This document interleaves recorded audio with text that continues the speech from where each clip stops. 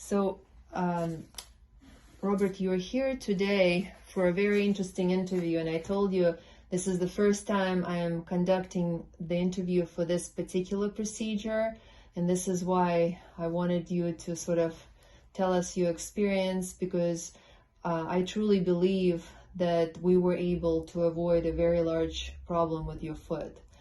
And so to give our listeners a little bit of a background on you, so you have type 2 diabetes, right? Yes. And you have neuropathy. Correct. And you have what's called Charcot deformity. And I'm going to go ahead and kind of lean the camera towards your foot.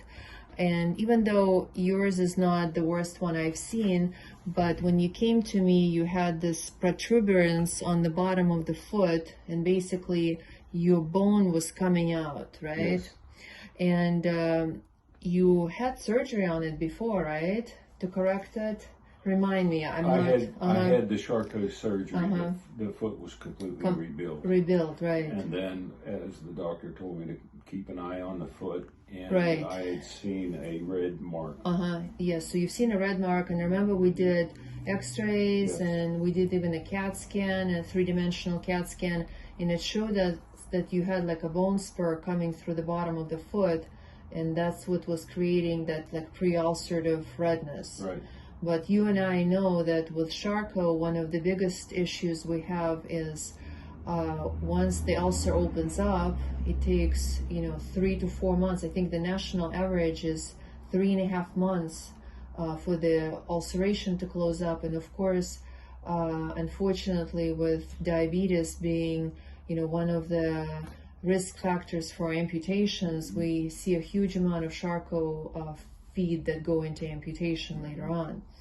And so I was a little bit concerned, and I know you were concerned because you were very educated by your surgeon from up north of how important it was to avoid those type of situations into going further. Yes.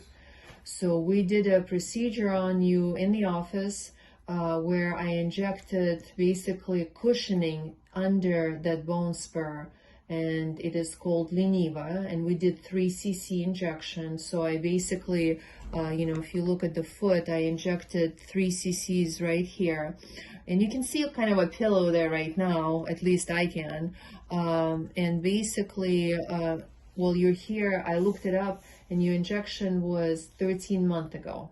Mm-hmm.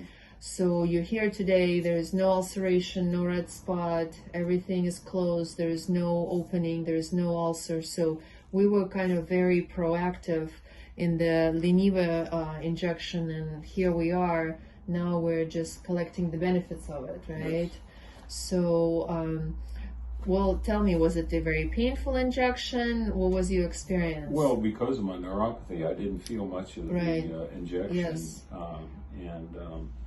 It wasn't much hassle. I put a boot on for that short period of time, and then you did you took another X-ray of it, or you did a ultrasound. Ultrasound. Yeah, I like doing ultrasound after the injection because we can actually measure the distance between the skin and the actual bone spur.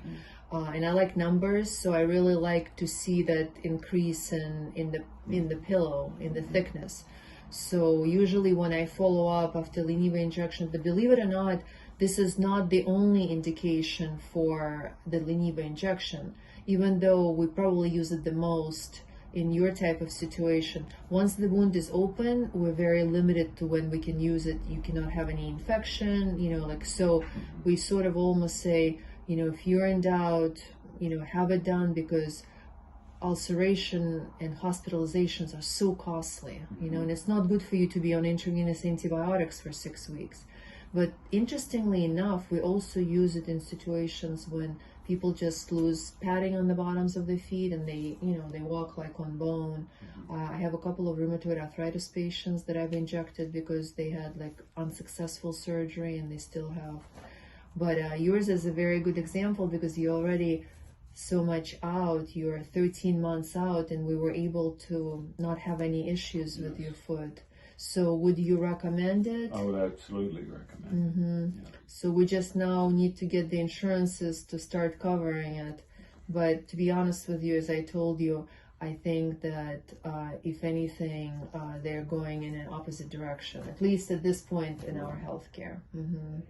But you can see how, everything is, yes, absolutely. I agree with you 100%, so thank you so much for giving us an intro